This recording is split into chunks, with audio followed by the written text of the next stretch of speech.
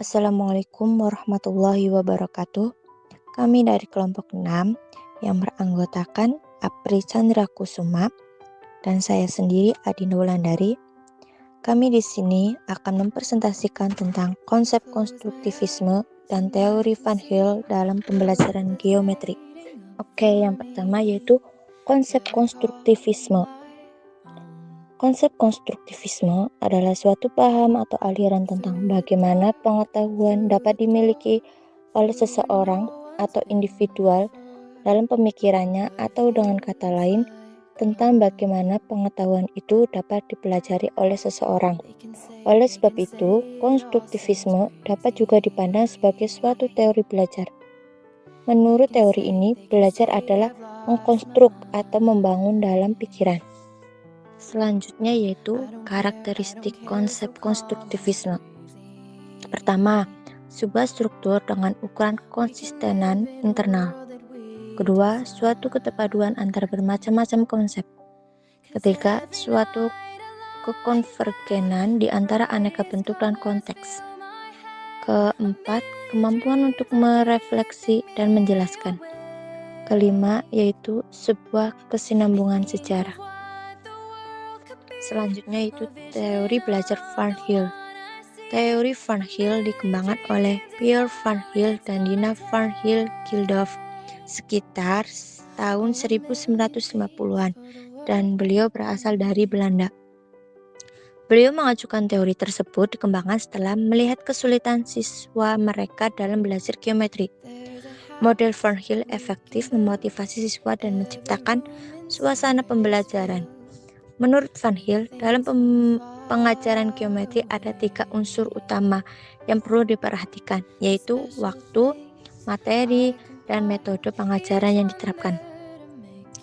Jika 3 unsur tersebut ditata secara terpadu, maka dapat meningkatkan kemampuan berpikir anak kepada tingkatan berpikir yang lebih tinggi, geometri yang lebih baik.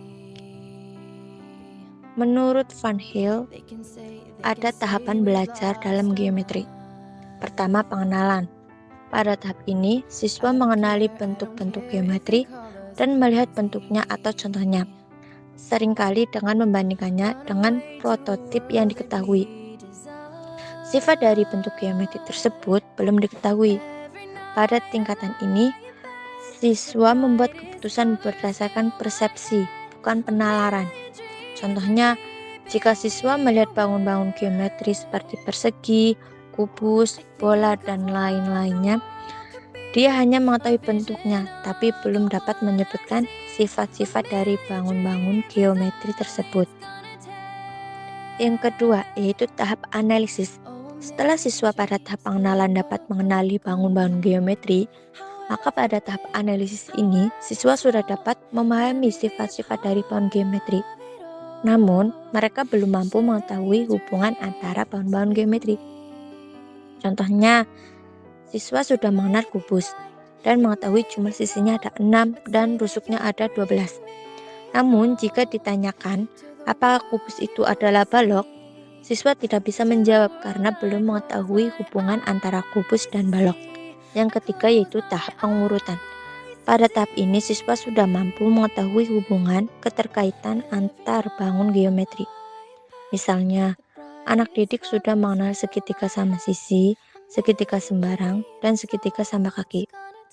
Ia akan memahami segitiga tersebut merupakan suatu kelompok segitiga berdasarkan sisi.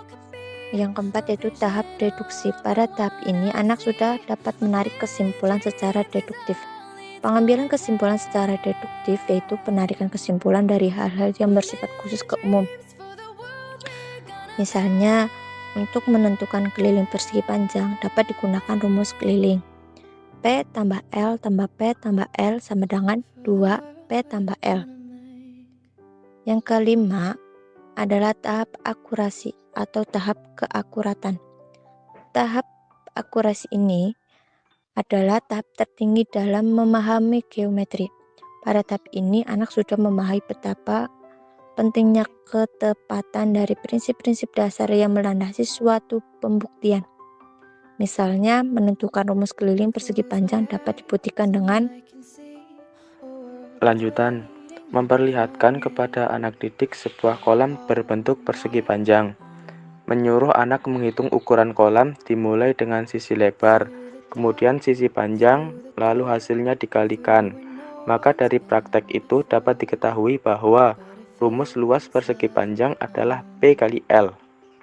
Selanjutnya, hitunglah kedua sisi panjang dan kedua sisi lebar kolam tersebut dengan cara mengelilinginya, sehingga terbuktilah bahwa rumus keliling persegi panjang adalah keliling 2 P plus L. Pertama yaitu sifat-sifat persegi. Bangun datar persegi memiliki sifat 4 ruas garis, yaitu AB, DC, AD, dan BC. Keempat ruas garis itu sama panjang, memiliki 4 sudut sama besar, yaitu 90 derajat. Luas persegi yaitu S kali S sama dengan S kuadrat. Keliling persegi yaitu S tambah S tambah S tambah S sama dengan 4S. 2. Sifat-sifat persegi panjang. Memiliki 4 ruas garis, yaitu AB, DC, AD, dan BC. Dua ruas garis yang berhadapan sama panjang, memiliki 2 macam ukuran panjang dan lebar. Memiliki 4 buah sudut sama besar, yaitu 90 derajat. Luas persegi panjang adalah P kali L. Keliling persegi panjang adalah P plus L plus P plus L sama dengan 2 P plus L. Luas segitiga sama sisi dan segitiga sama kaki. Luas akar kuadrat S kali S min A kali S min B kali S min C dengan S setengah kali A plus B plus C. Keliling AB plus BC plus AC sama dengan A plus B plus C. Sifat-sifat jajar genjang, yaitu mempunyai 4 sisi dan 4 titik sudut. Keempat sudutnya tidak siku-siku dan mempunyai 2 pasang sisi yang sejajar. Rumus luas dan keliling. Luas alas kali tinggi, keliling 2 kali P plus L. Selain tahap belajar geometri, Van Hill juga mengungkapkan bahwa seorang siswa berkembang melalui setiap tingkat pemikiran sebagai hasil pengajaran yang disusun dalam 5 tahap pembelajaran, yaitu 1 tahap inquiry, 2 tahap orientasi, 3 tahap penjelasan, 4 tahap orientasi bebas, 5 tahap integrasi. Sekian dari kami. Terima kasih bagi yang sudah menonton dan menyimak dari video kami. Semoga bisa bermanfaat.